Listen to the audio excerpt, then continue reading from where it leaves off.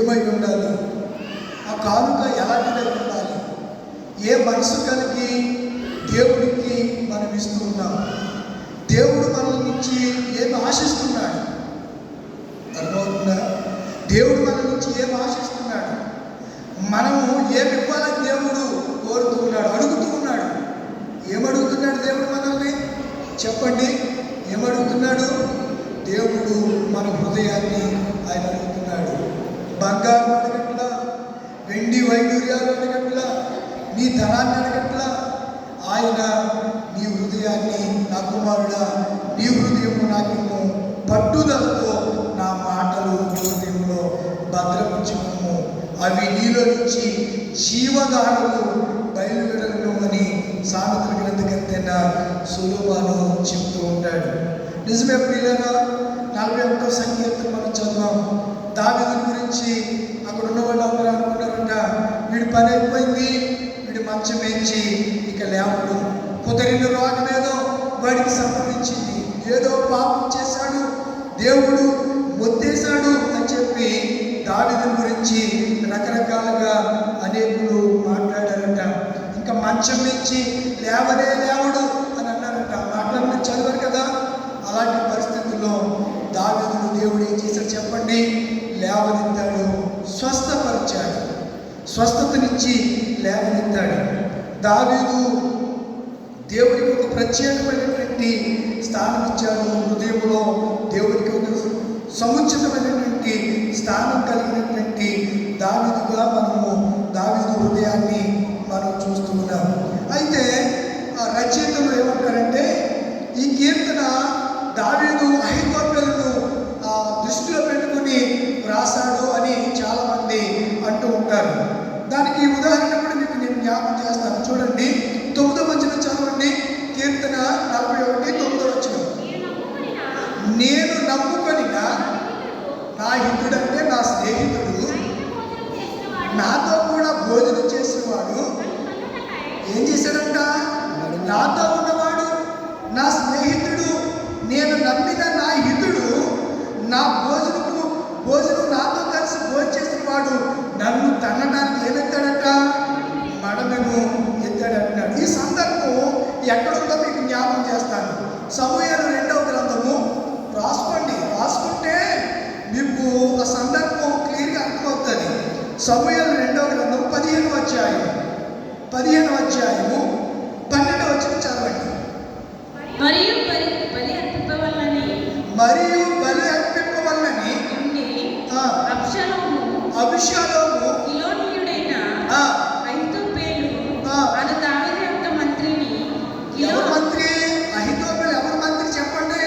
అంతకుముందు దావీదు మంత్రి, దావీదు స్నేహితుడు అహీతోపెలు. అయితే తండ్రి మీద కుమారుడైన అబ్షాలోము ఏం చేశాడు చెప్పండి? తిరుగుబాటు చేశాడు. కనుక తండ్రి ఏం చేశాడంటే, ఇప్పుడు నాయన నువ్వు సజీవంగా ఉంటే సరిపోద్ది, నేనే రాజ్యాన్ని విడిచిపెట్టి వెళ్ళిపోతానని చెప్పి దావీదు రాజ్యాన్ని వదిలి ఒలీవల కొండ ఎక్కి ఆ అరణ్య ప్రాంతానికి, యూదా అరణ్యంలోనికి అతడు వెళ్ళి గుహల్లో దాక్కుంటూ ఉన్నటువంటి పరిస్థితుల్లో ఈ కీర్తన రాశాడు. 31వ వచనం చదవండి. 31వ వచనం. అంతలో ఒకడు వచ్చి అభిషాలోము చేసిన కుట్రలో ఎవరు చేరారంట? అహీతోపెలు చేరి ఉన్నాడని దావీదునకు తెలియగా దావీదు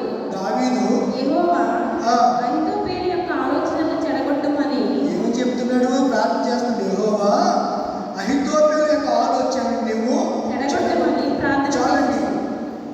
ఈ సందర్భాన్ని బట్టే 41వ కీర్తన రాశాడట. ఎవరు? దావీదు.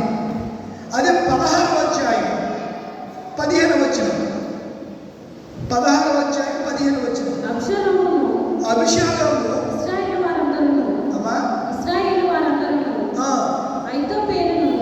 అహీతోపెలు యొక్క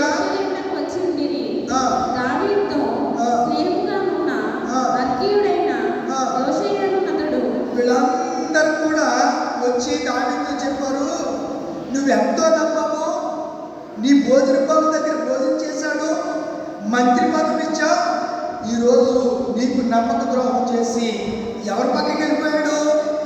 అబీషాలోము అను నీ కుమారుని పక్షానికి వెళ్ళిపోయాడు. అహీతోపెలు చాలా యుక్తి కలిగిన వాడు, కుయుక్తి కలిగిన వాడు. అతడు యుద్ధ తంత్రంలో ఆరితేరిన వాడు, యుద్ధ తంత్రాన్ని సంకల్పించగలిగిన వాడు. ఏ రీతిగా అయితే యుద్ధం చేస్తే శత్రువుల మీద జయం వస్తుందో గొప్ప ఆలోచన పరుడు అహీతోపెలు. అయితే వీడు బుద్ధి గడ్డి తిని ఎవరి పక్కకి వెళ్ళాడు? అహీతోపెలు అబీషాలోము పక్కకి వెళితే ఆ సందర్భంలో ఈ కీర్తన రాస్తూ దావీదు అంటాడు కదా, నా హితుడు నా ఇంట భోజనం చేసేవాడు, నా స్నేహితుడు నన్ను తన్నడానికి తన్నవాడు. ఎంత బాధండి! స్నేహితుడు, ముఖ్య స్నేహితుడు, ప్రధాన స్నేహితుడు. కొన్ని విషయాలు మనం ఎవరితో చెప్తాం? స్నేహితులతో స్నేహం చేసుకుంటూ ఉంటాం. స్నేహితులకు కొన్ని విషయాలు మనం చెప్పుకుంటూ ఉంటాం. చెప్పకూడని విషయాలు కూడా స్నేహితుడికి చెప్తూ ఉంటాం. అలాంటి స్నేహితుడు ఏం చేస్తున్నాడు? నమ్మక ద్రోహం చేసి అధికారం కోసం, పదవి కోసం దావీదు పదవి చిత్తుడై కుమారుని బారి నుంచి అరణ్యంలోకి వెళ్ళిపోతే ఇంకా దావీదుకు రాజ్యం ఉండదు. దావీదు అరణ్యంలోనే ఉంటాడు, అబీషాలోము చేతిలో హతమైపోతాడు అని భావించినటువంటి అహీతోపెలు అబీషాలోము పక్షానికి వెళ్ళి దావీదు మీద ఏం చేశాడంట? కుట్ర చేశాడు. ఏం చేశాడు? కుట్ర చేశాడు. కనుక ఈరోజు మనం అంశంలో ఈ డివైన్ ఆఫరింగ్ అనగా దైవార్పితము అనే సబ్జెక్టులో మనం ఆలోచించింది, మనం ఎవరు నమ్ముతున్నాం, ఎవరిని నమ్మి మనము ఒకవేళ నమ్ముకున్న వారి ద్వారా చెడుకుంటున్నామేమో. ఒకసారి ఈ ప్రశస్త రాత్రిలో మనం ఆలోచించేద్దాం. దేవుని నమ్మిన వారు ఎప్పుడు చెడిపోవడం కానీ పాడుమైపోవడం కానీ నేను నా చరిత్రలో చూడలేదని డాక్టర్ బిల్లీ గ్రాహం గారు అంటారు. కొన్ని కోట్ల మందికి సువార్తను ప్రకటించిన ద గ్రేట్ ప్రవక్త అయినటువంటి డాక్టర్ బిల్లీ గ్రాహం గారు ఈ మాట చెప్పారు. ప్రియులరా, ఎంతో మందిని రక్షణలో నడిపించాను, వారందరూ కూడా ఎప్పుడు చెడిపోయినట్లుగా నేను చూడలేదు, పాడైపోయినట్లుగా నేను చూడలేదు అంటారు డాక్టర్ బిల్లీ గ్రాహం గారు. చనిపోయారు ఆయన. 99 సంవత్సరాలు బతికాడు ఆయన. 99 సంవత్సరాలు బ్రతికాడు. అమెరికా ప్రెసిడెంట్ పదవి ఇస్తానని అమెరికా ప్రజలందరూ వచ్చి అడిగినారు. నేను శ్రేష్టమైన పని చేస్తున్నాను, ఈ అమెరికా ప్రెసిడెంట్ పదవి చాలా చిన్నది, నేను ఉన్నతమైనటువంటి పదవిలో ఉన్నాను, అదే దేవుడు నాకు ఇచ్చిన సువార్త పరిచర్య అని చెప్పి అమెరికా ప్రెసిడెంట్గా ఏకగ్రీవంగా ఎన్నికలు ఉండవండి, మీరే ప్రెసిడెంట్గా ఉండండి అని బిల్లీ గ్రాహం గారిని అడిగిన ఆయన ఒప్పుకోలేదు. చివరి తుది శ్వాస వరకు ప్రభు పరిచర్యలో కొనసాగిన గొప్ప ప్రవక్త ఆయన. బాంబే వస్తే కుంటివారు, గుడ్డివాళ్ళు అనేకులు స్వస్థ పడిపోతుంటే ఆ దినాలలో ఈ భారతదేశంలో ఉన్నటువంటి ఈ హిందూ మత సంస్థలు ఆయన్ని అడ్డుకుని బొంబాయి నుంచి విశాఖపట్నం రాకుండా వారిని అక్కడి నుంచే వెనక్కి అమెరికా దేశానికి పంపించినటువంటి ఘట్టం చరిత్రలో జరిగింది. తెలుసో తెలియదో ఒకసారి నేను మీకు జ్ఞాపకం చేస్తున్నాను.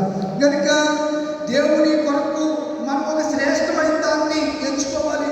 ఒక శ్రేష్టమైనది దైవాత్మకముగా దేవునికి మనం సమర్పించాలి. ఒక స్త్రీ ఒక శ్రేష్టమైన దానిని డివైడ్ చేసింది, డివైన్ ఆఫరింగ్ దేవునికి సమర్పించింది, దేవునికి ఇవ్వగలిగింది అనే వాక్యాన్ని నేను మీకు జ్ఞాపకం చేస్తున్నాను. హీబ్రూలో సాక్రిఫైస్ అని అంటారు దీన్ని, తెలుగులో త్యాగము. తెలుగులో ఏమంటారు? త్యాగము. దేవుని కొరకు ఒక త్యాగం కలిగి ఉండాలి. నువ్వు దేవుని కొరకు నువ్వు ఏదైనా చేసేవాడుగా నువ్వు ఉండాలి. ఆ స్త్రీ కుష్ఠరోగి అయిన బేతనియాలో కుష్ఠరోగి అయినటువంటి సీమోను పరిసరీకులో యేసు భోజనమునకు కూర్చున్నాడని విని ఆమె మిక్కిలి విలువ గల అత్తరును తీసుకుని వచ్చింది. చాలా విలువైంది. బైబిల్ అలా రాశారు.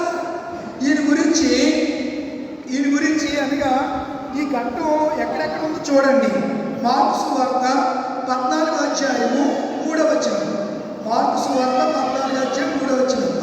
ఆయన బేతనీయలో కుష్ఠరోగైన సీమోను ఇంట. అందుకే వీడు ఎలాంటి వాడు చెప్పండి? కుష్ఠరోగి. యేసు ప్రభు ద్వారా ఏం పొందాడు? స్వస్థత పొందాడు. అతడు పరిశీలన కూడా రాబడి కిందకి చదవండి అమ్మా. ఆయన బేతనీయలో కుష్ఠరోగి అయిన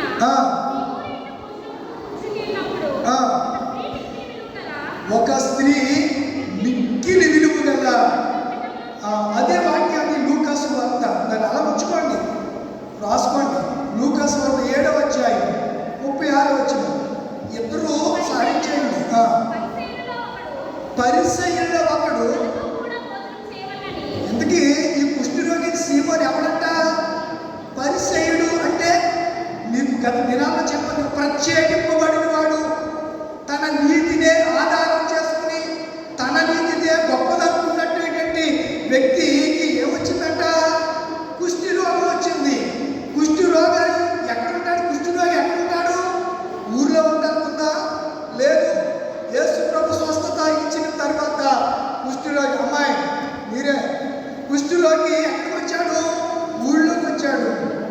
కుష్ఠరోగి ఊళ్ళోకి వచ్చాడు. వాడు పరిసయ్యుడు, బాగా డబ్బున్నవాడు. అయితే ఒక దినాన యేసు ప్రభు వారిని, అతని ఊరు బేతనియ, ఆ బేతనియలో ఒక దినాన యేసు ప్రభు వారిని అతడు భోజనానికి పిలిచాడు. ఆ పాపాత్మురాలు ఒక స్త్రీ, ఆ ఊరిలో ఒక స్త్రీ ఏం చేసింది? బేతనియలో పరిసయ్యుడు కుష్ఠరోగి అయినటువంటి సీమోని ఇంట యేసు భోజనమునకు కూర్చున్నాడని విన్నది. ఏం చేసిందంట? విన్నింది. ఎలా యేసయ్య మా ఊరికి వస్తున్నాడు, ఇదిగో పలానా సీమోని ఇంటికి వస్తున్నాడు. ఒకప్పుడు అతనికి కుష్ఠరోగం, యేసయ్య అతను ఏం చేశాడు? స్వస్థపరిచాడు, బాగుపడిపోయాడు. ఈరోజు యేసయ్య తన ఇంటికి భోజనానికి ఆహ్వానించాడు. కనుక యేసయ్య వస్తున్నాడు బేతనీయకి అని ఆ స్త్రీ తెలుసుకుందట. తెలుసుకుని ఏం పట్టుకెళ్ళింది? విలువైనటువంటి అత్తరును తీసుకువెళ్ళింది. ఆమె మన కోసము మనం త్యాగం చేసుకుంటాం. కొన్నిసార్లు ఇతరుల కోసం త్యాగం చేయాల్సి వస్తూ ఉంటుంది. కొన్నిసార్లు దేవుడి కొరకు త్యాగం చేయాలి. సాక్రిఫైస్లో 3 టైప్స్. సాక్రిఫైస్లో త్యాగంలో 3 రకాలు. ఒకటి మన కోసం మనం చేసుకునేది, రెండవది ఇతరుల కొరకు త్యాగం చేసేది, మూడవది దేవుడి కొరకు నేనేమైనా చెయ్యాలి చేసేది త్యాగం. అయితే ఆమె 3 పనులు చేసింది. తర్వాత కూడా 3 పనులు చేసింది. ఒకటి ఆఫరింగ్ అంటే అర్పించుకుంది, తన హృదయాన్ని దేవుడికి అర్పించింది. రెండవది అనాయింటింగ్ చేసింది, అంటే అత్తరుతో ఆయన ఏం చేసింది? అనాయింటింగ్ అంటే అభిషేకించింది. అనాయింటింగ్ అంటే అర్థం అంటే అభిషేకం, అనాయింట్ చేసింది. మూడవది డెడికేటింగ్ అంటే సమర్పించుకుంది. ఇవి మన జీవితాల్లో ఉండాలండి. యేసు దగ్గరికి వస్తే సరిపోదు. ఏం కలిగి ఉండాలి? త్యాగం కలిగి ఉండాలి. రెండవది ఏం కలిగి ఉండాలి? సమర్పణ కలిగి ఉండాలి. తర్వాత అభిషేకం, అనాయింటింగ్ చేయాలి, అభిషేకం కలిగి ఉండాలి. మూడవది సమర్పణ కలిగి ఉండాలి. అర్పించుకోవాలి, అభిషేకించుకోవాలి, సమర్పించుకోవాలి. కనుక సమర్పణ, అర్పణ. ఆదికాండంలో ఒక ఆయన అర్పణ తీసుకుని వెళ్ళాడు. ఆదికాండం 4వ అధ్యాయము 3వ వచనం నుంచి 5వ వచనంలో ఒక ఆయన ఏం పట్టుకెళ్ళాడు? అర్పణ పట్టుకెళ్ళాడు. అర్పణ ఆఫరింగ్ తీసుకుని వెళ్ళాడు. ఆదికాండము 4వ అధ్యాయము 3వ వచనం. కొంతకాలమైన తరువాత కయ్యను పొలము పంటలో ఏం పట్టుకెళ్ళాడంట? కొంత యెహోవాకు ఆఫరింగ్ తీసుకెళ్ళాడు. అర్పణ పట్టుకుని వెళ్ళాడు. తన తమ్ముడైన కయ్యను కూడా ఏం పట్టుకెళ్ళాడు చెప్పండి? అర్పణలను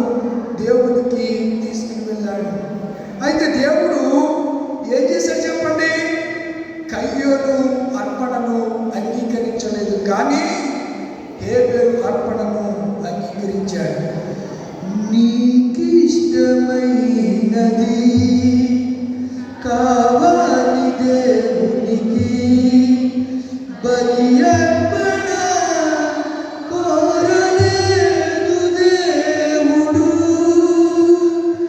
బలి అర్పణ కోరలేదు దేవుడు. ప్రభు మనసు తెలుసుకో, వాక్యాన్ని చదువుకో, నీకిష్టమైనది కావాలి దేవునికి. దేహాన్ని దేవునికి ఇవ్వాలి కానుకగా, క్రీస్తు వలె దేహము కావాలి యాగముగా. దేహాన్ని దేవునికి ఇవ్వాలి కానుకగా, క్రీస్తు వలె దేహము కావాలి యాగముగా. నీ ధనము ధాన్యము కంటే ఒక పాపి మార్పు ముఖ్యం. ప్రకటించు క్రీస్తు కొరకే, మరణించు పాపి కొరకే. నీకిష్టమైనది కావాలి దేవునికి. నీవు ఏదైతే ఇష్టపడుతున్నావో, నీవు ఇష్టపడు దానిని ఎవరికి కాలికి ఇవ్వాలి? అలా ఎవరైనా ఇచ్చారా? తాను ఇష్టపడుతున్న దానిని కానుకగా అర్పించిన వాళ్ళు ఎవరైనా ఉన్నారా? చెప్పాలి. లేరా? ఉన్నారు. ఎవరు? అబ్రహాం.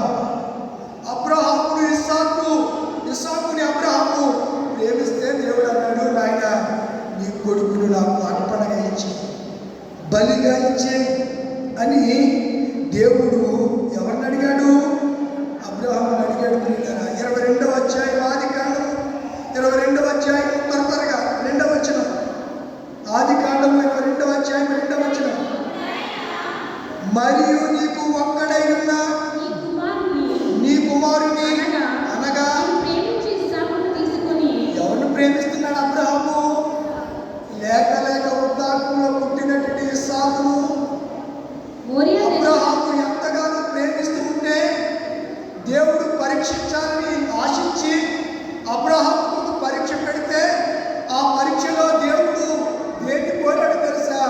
అబ్రహాము దేనినైతే ఇష్టపడుతూ ఉన్నాడు, ఎవరినైతే ప్రేమిస్తున్నాడో, దేని మీద అయితే ఆశ పెట్టుకున్నాడో, సర్వము కొడికి అనుకుని బ్రతుకుతూ ఉన్న అబ్రహాము దాచుకున్నటువంటి అబ్రహామును నీ కొడుకు నాకు బలిగా ఇచ్చే, అర్పణగా అర్పించానని అడిగాడు. అబ్రహాము ఇచ్చాడా ఇవ్వలేదా? ఇవ్వటానికి సిద్ధపడ్డాడు. ఇచ్చాడని బైబిల్లో రాయబడింది. అతడు మృతుల్లో నుండి తిరిగి మరలా ఇస్సాకును పొందిననే మాటలు పరిశుద్ధ గ్రంథంలో మనం చూస్తూ ఉంటాం. హెబ్రీయుల రాసిన పత్రిక 11వ అధ్యాయం 17వ వచనం. హెబ్రీయుల రాసిన పత్రిక 11వ అధ్యాయం 17వ వచనం. త్వరగా. అబ్రహాము పరిశోధింపబడి విశ్వాసమును బట్టి ఏంటి అర్పించాడా? చెప్పాలి. బైబిల్ చూడండి, మాటలు కాదు. అక్కడ అర్పించాలనుకున్నప్పుడు, అర్పించడానికి సిద్ధపడి కత్తెత్తినప్పుడు దేవుడు ఏమన్నాడు? అబ్రహామా అబ్రహాము ఆగు అన్నాడు. వెంటనే అబ్రహాము ఆగి కన్నులెత్తి చూస్తే పొదలో కొమ్ములు తిరిగిన చిక్కుకున్నటువంటి ముళ్ళ పొదల్లో పొట్టేలు కనబడింది. ఆ గొర్రె మన ప్రభు అయిన యేసు. మనకు బలిగా, మనకి మన పాపానికి ప్రాయశ్చిత్తంగా ఇస్సాకుకు ప్రతిగా బలి అయిపోయినటువంటి యజ్ఞ పశువు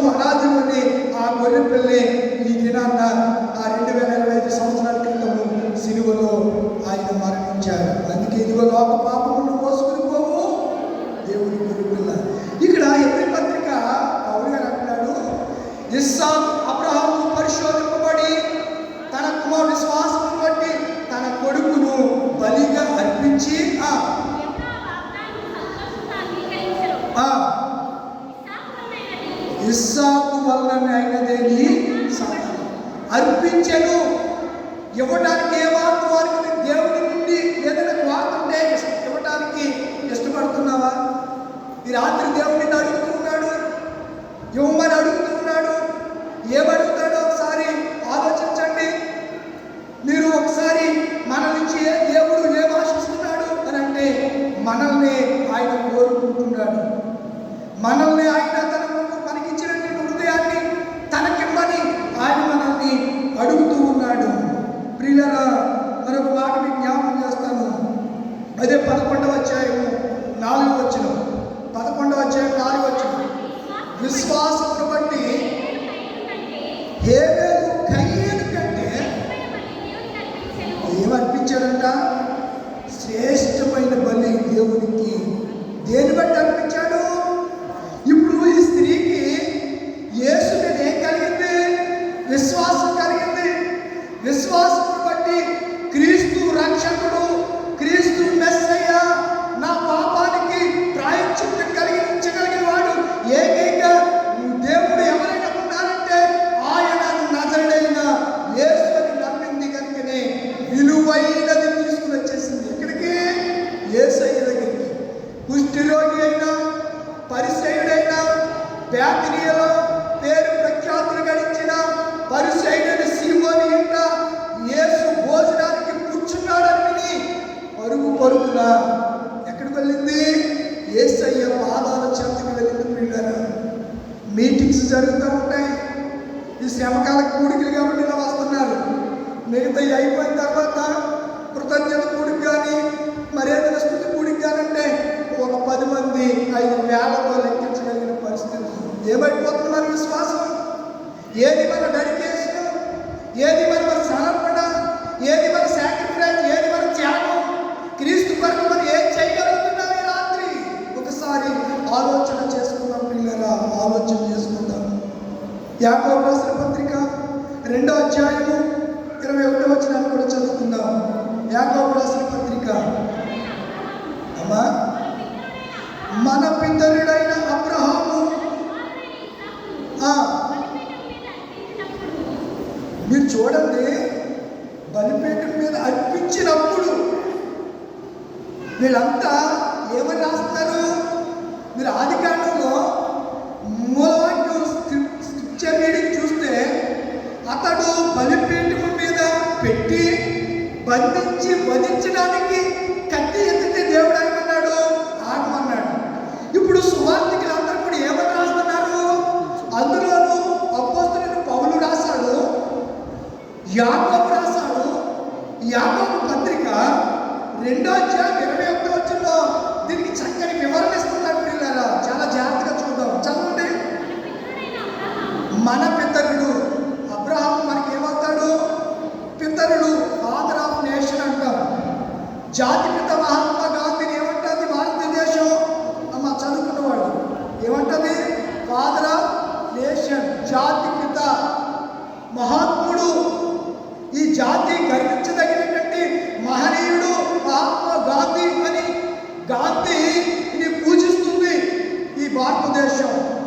140 కోట్ల జనాభా కలిగినటువంటి ఈ సింహసారమైనటువంటి భారతదేశం, కన్యాకుమారి నుంచి కాశ్మీర్ వరకు విస్తరించినటువంటి ఈ భారతదేశం, 30 రాష్ట్రాలు, 7 కేంద్ర పాలిత ప్రాంతాలు కలిగిన ఈ భారతదేశంలో మహాత్మా గాంధీని అందరూ ఏమంటున్నారు? గాంధీ మహాత్ముడు, గాంధీ తాత, ఫాదర్ ఆఫ్ నేషన్ అని పిలుస్తూ ఉన్నారు. మన పితృడైన అబ్రహాము అంటున్నాడు ఇక్కడ. మనకి పితృడు ఎవరు? మన విశ్వాసానికి తండ్రి ఎవరు? అబ్రహాం. మన పితృడైన అబ్రహాము చదవమ్మ. తన కుమారుడైన ఇస్సాకును బలిపీఠము మీద, ఎక్కడండి? ఎక్కడ? బలిపీఠము మీద అర్పించినప్పుడు దేని బట్టి తీర్పు పొందాడంట? విశ్వాసం ఉంది, క్రియాత్మకంగా జీవించాడు. విశ్వాసం ఉంటేనే సరిపోదు. విశ్వాసాన్ని దేంట్లో జీవించాలి? ఇప్పుడు పేదోడు ఉన్నాడండి. ఈరోజు పాఠం అదే. పేదలను కనికరించేవాడు యెహోవాకు అప్పించేవాడు. ఒక మాట మీకు జ్ఞాపకం చేస్తాను. మార్కు సువార్త మార్కు సువార్త 7వ అధ్యాయం 12వ వచనంలో ఈ దైవాత్మికం అనే మాట అక్కడ ఒక్క చోట మనకు కనబడింది బైబిల్లో. 7వ అధ్యాయం 12వ వచనం మార్కు సువార్త.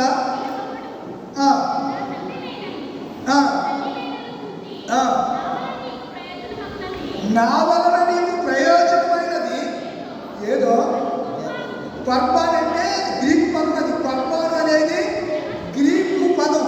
దానికి తెలుగు అర్థము దేవాత్మికము. ఈ అంశానికి సంబంధించిన మాట అక్కడ ఉందా? అండర్లైన్ చేసుకోండి బైబిల్లో. ఏంటది? దేవ అర్పితము, దేవునికి అర్పించేది.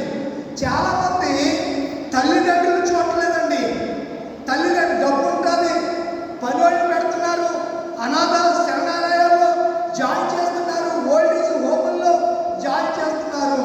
అందుకని ఇది కన్నదాల్లో నవమాసాలు నీ తల్లి మోసింది. అందుక బైబిల్ చాలా స్పష్టంగా చెప్తుంది, రాత్రి నువ్వేదో దేవుడికి భక్తుడైపోయారని చెప్పి ఇది దైవాత్మికము, ఇది దేవుడికి చెందింది, డాడీ నువ్వు తినకూడదు నానా అని ఎప్పుడు అనకూడదంట.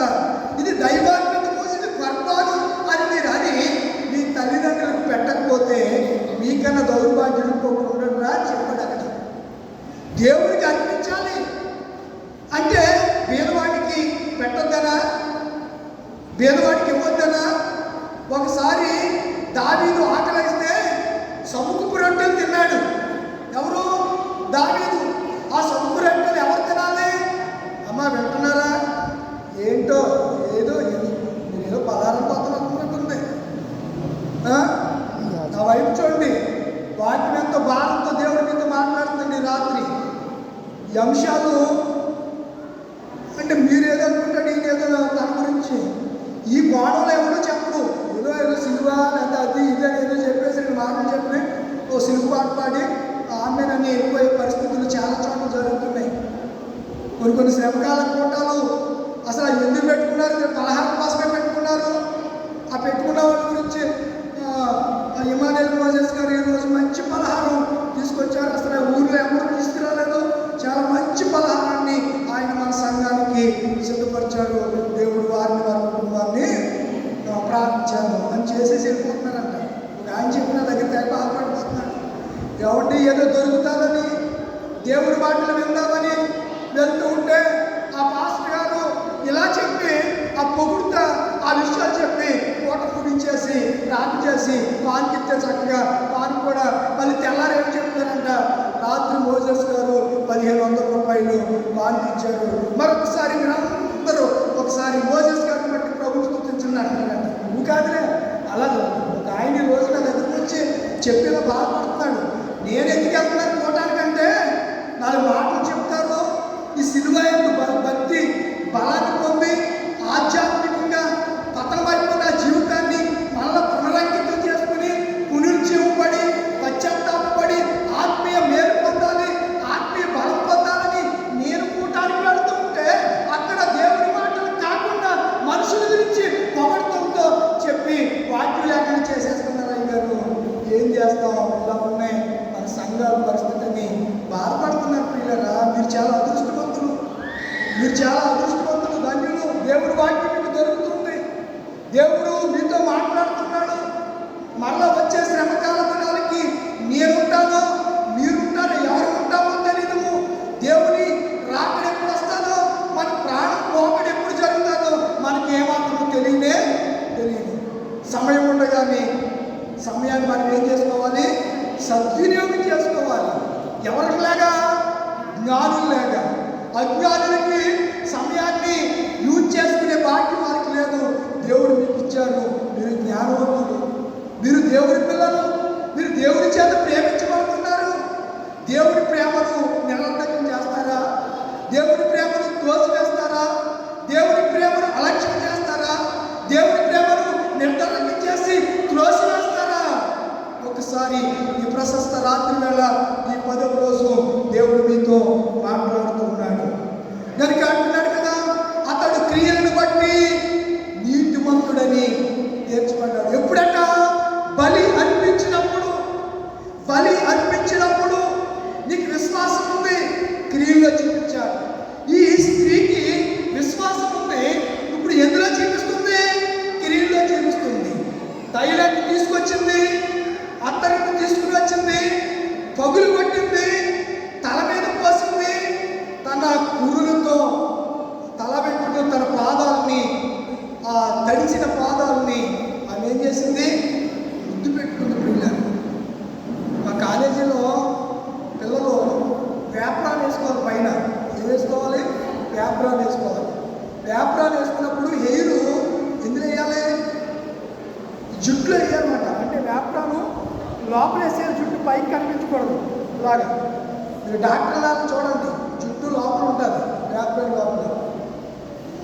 ఒక అమ్మాయి ఇక్కడ దాకా ఉంది, జుట్టు ఇక్కడ దాకా ఉంది. నేను అన్నాను, ఏమన్నా వేయలేదంటే తల బాగుంది అంటే సీపురు లాగా, మున్సిపాలిటీ సీపురు లాగా ఉందని నీ తల అందరికీ చూపిస్తావా, ఏ ఈ లోపల అన్నారు. గబగబా లోపల వేసింది. అంటే జుట్టు లేకపోతే హెయిర్ ఆడవాళ్ళు బాగా ఎక్కువగా యూదుల ఆచారం, వారి హెయిరే వారికి ఒక ప్రత్యేకతను తీసుకొచ్చేదట ఆ దినాల్లో. ఇంకో విషయం చెప్తాను, యూద స్త్రీలు రబ్బీలు భోజనం చేసే దగ్గరికి అసలు వెళ్ళటానికి అర్హత లేదు. బోధకులు కూర్చుండి మగవారు ఉన్న చోటకి యూద స్త్రీలు వెళ్ళే వెసులుబాటు యూద సమాజం ఎప్పటికి కూడా లేదు. ఇప్పటికి కూడా యూద సమాజంలో మగవారందరూ కూర్చుని చర్చించుకుంటూ ఉండగా, మగవారందరూ కలిసి వారు భోజనం చేస్తూ ఉండగా యూద స్త్రీలు వారి మధ్యలోకి వెళ్ళడానికి వీల్లేదు. ఇవన్నిటినీ ఆమె త్యాగించింది. ఎవరి కొరకు? దేవుని కొరకు. క్రియలను చూపించింది ఆమె.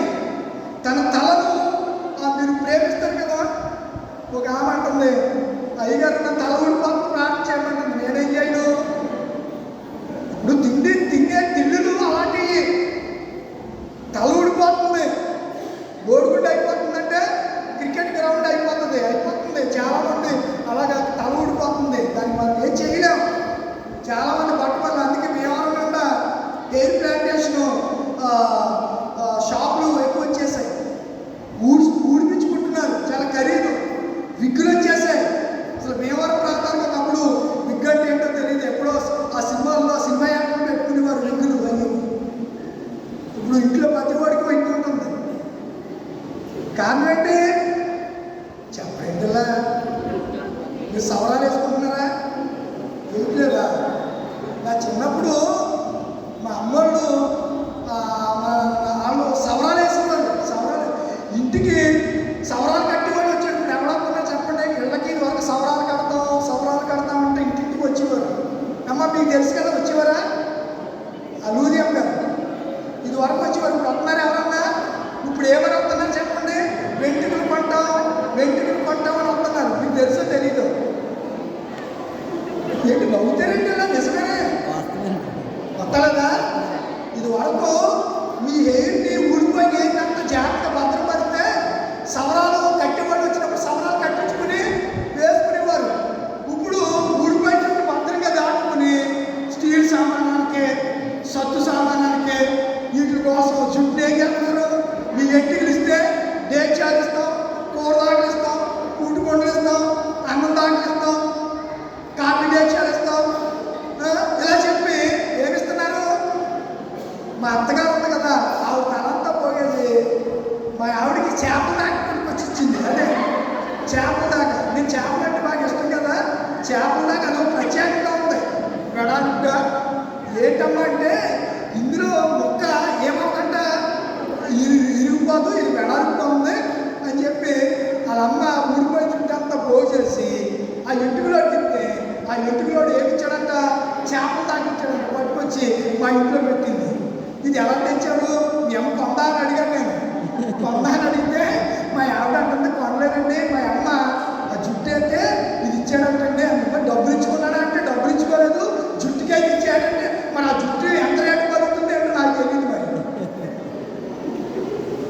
దేవారా అక్కడ తణుకులో ఎంటుకల ఫ్యాక్టరీ ఉంది. ఎక్కడ? తణుకులో వెంట్రుకల ఫ్యాక్టరీ ఉంది. అతను ఎమ్మెల్సీ వంక రవీంద్రనాథ్ మన ఎంపీగా పోటీ చేశాడు. ఆయన గతంలో వైఎస్ఆర్సీపీ ఉన్నప్పుడు ఆయనకి ఎంట్రీ ఫ్యాక్టరీ ఉంది.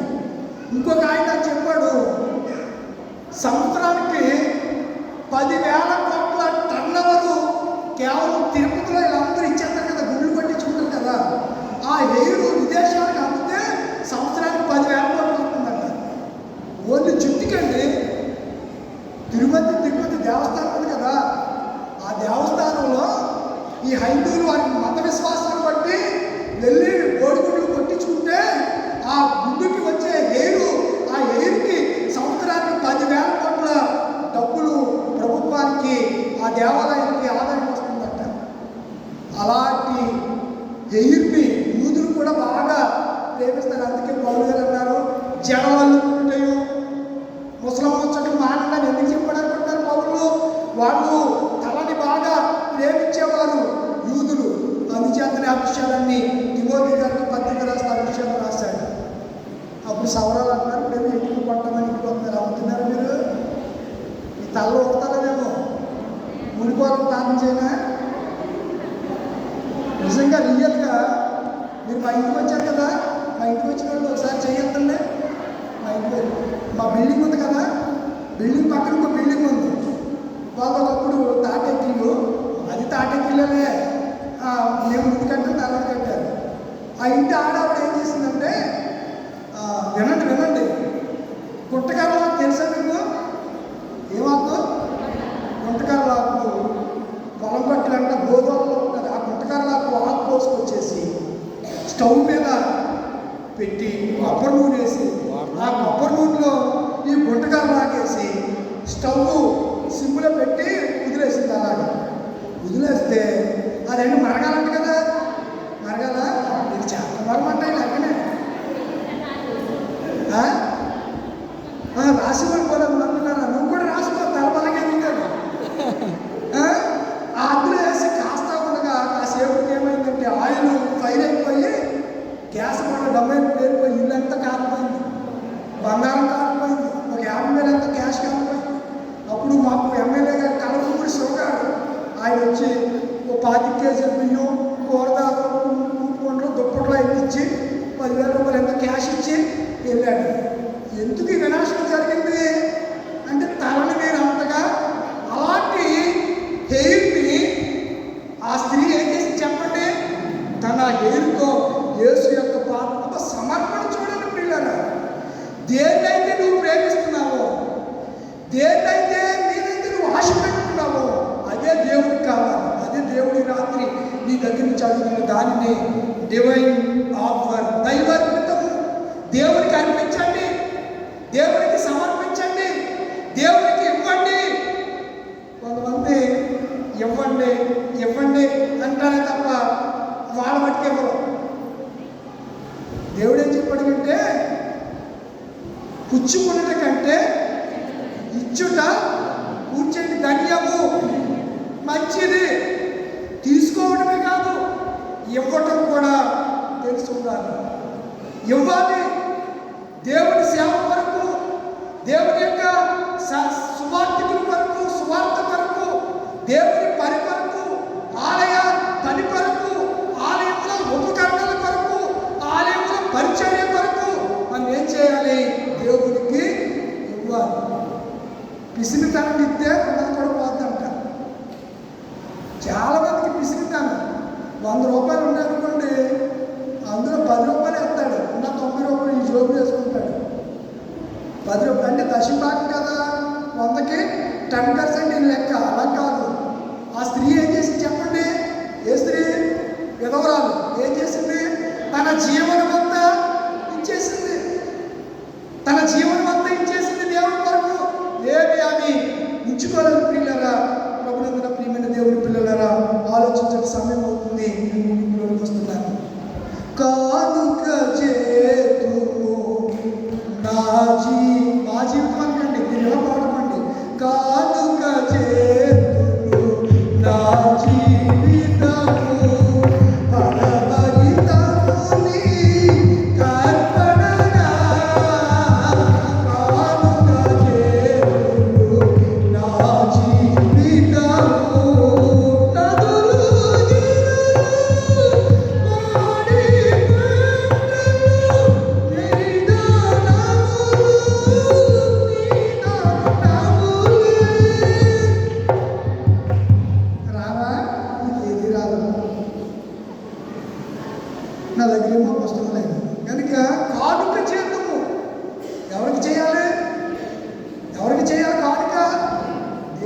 చేయాలి మన హృదయాన్ని, మన అంతరంగాన్ని. చివరికి ఒక మాట జ్ఞాపకం చేస్తాం. హెబ్రీ రాసిన పత్రిక 10వ అధ్యాయం 5వ వచనం చదవడం ముగిస్తున్నాను. హెబ్రీ రాసిన పత్రిక 10వ అధ్యాయం 5వ వచనం.